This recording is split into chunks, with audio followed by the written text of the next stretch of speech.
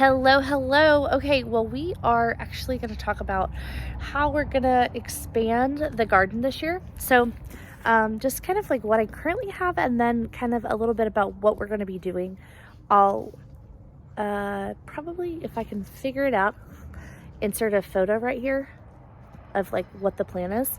But as you can see, this is my trellis that my husband made last year.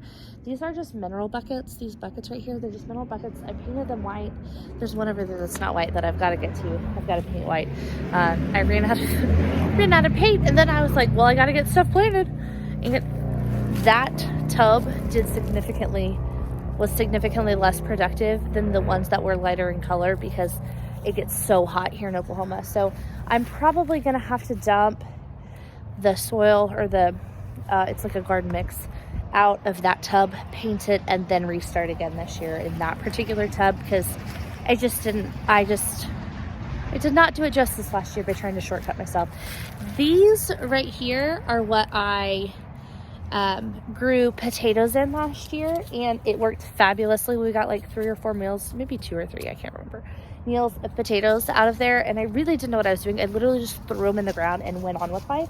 And so my dad's like, Mace, you're not gonna mess it up, just put it in there.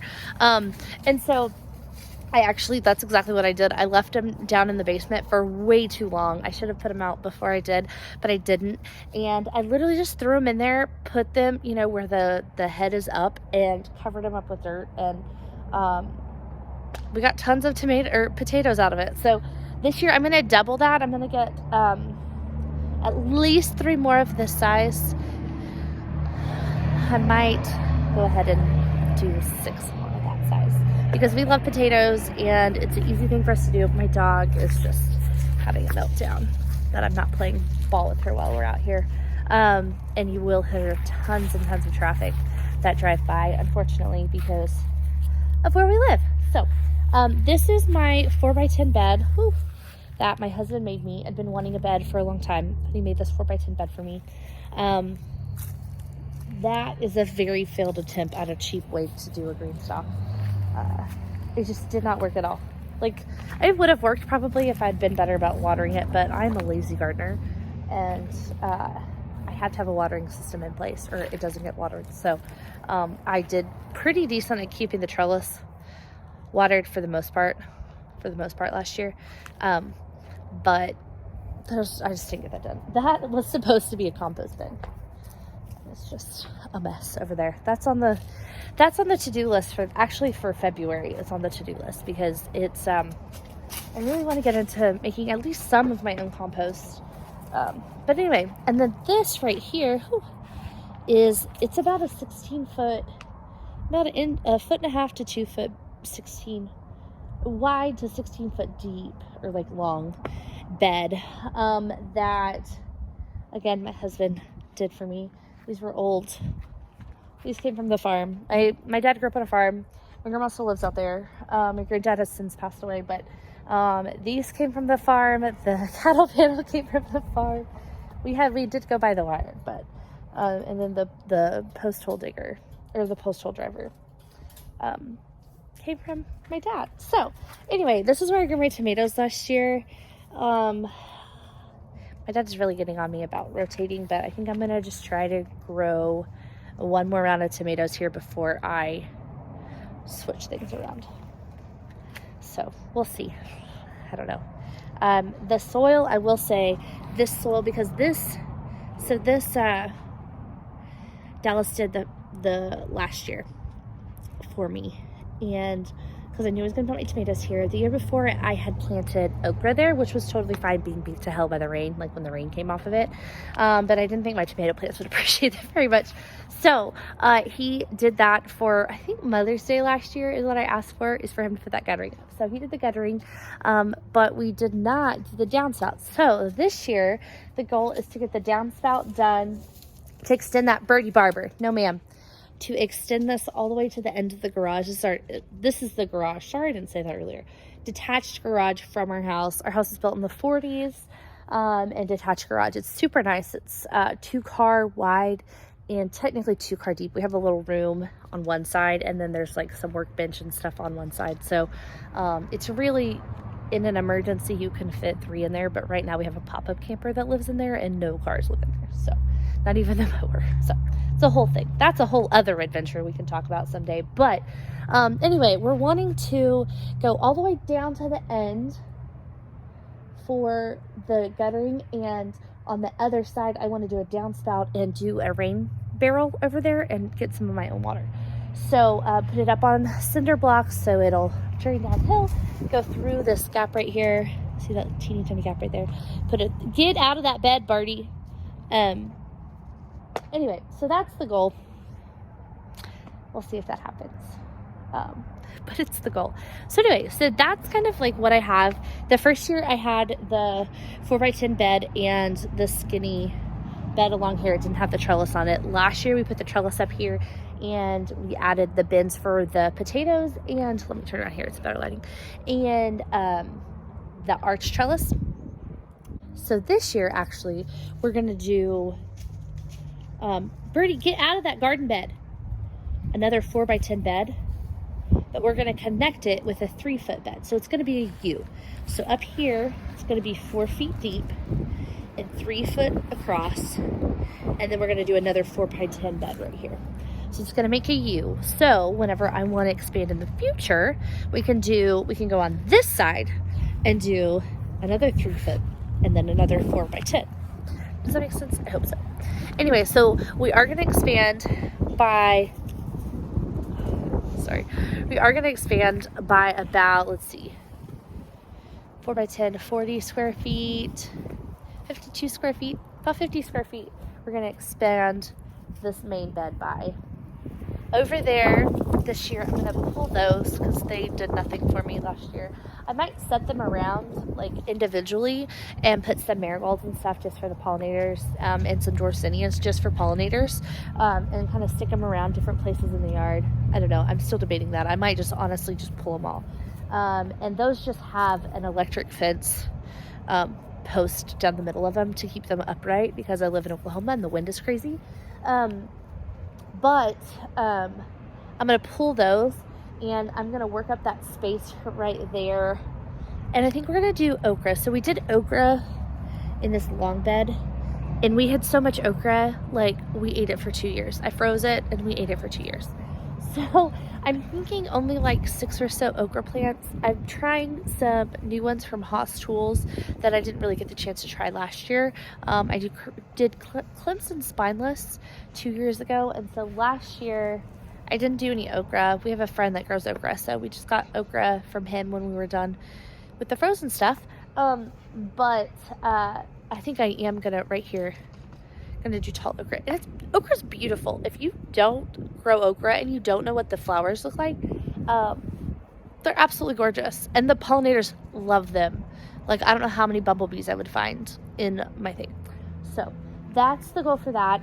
Like I said, we're gonna at least double, maybe a little bit more, the potato bins. And then out in this space right here, we are going to do 400-gallon grow bags.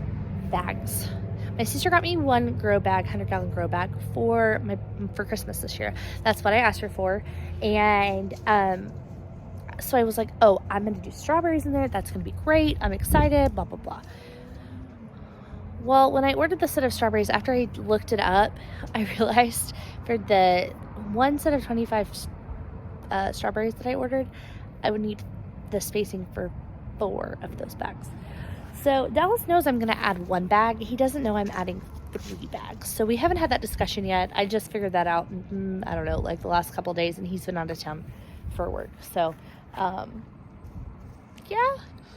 So anyway, that's how our garden's going to expand. Next month is a hard month for us. Our work schedules are super crazy. I mean, like, batty crazy. As crazy as they've ever been. My husband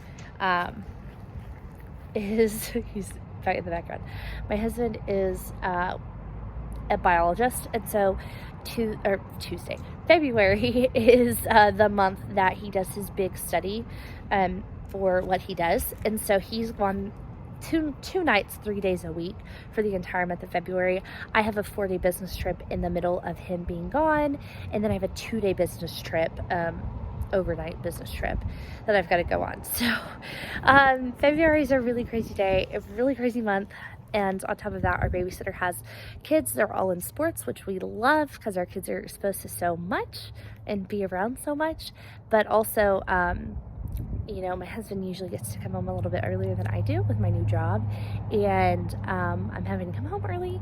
And then there's days where she is gone, like needs to leave early to get to ball games, right? And if you are from a small town, you know that the ball game culture is strong in small towns, and so all of her kids play basketball, and so you know, we want her to go to all of that stuff, obviously. So we have to come home a little bit earlier and work some stuff around. Thankfully, my mom is a teacher, and so if I just absolutely cannot get back in time, usually my mom can be around to, you know, cover if I need her to when my husband's out of town. But anyway, so that's kind of the craziness of our life. So I said all that to say, on the days that my husband is not away at business for his work, he actually, he's not like, he's happy about it because, you know, he wants the stuff out of the garden, but he is really, in his defense, he's super exhausted when he does this. It's like an overnight thing, and it's a whole thing.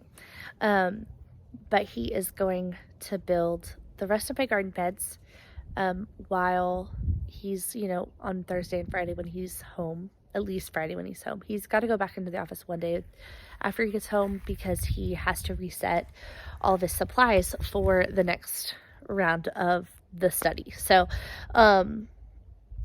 anyway, so he's got to go in there. So hopefully the hope is that he gets these done, and then on a Saturday we can go and get our truckload of soil, garden mix. It's garden mix actually is what it is.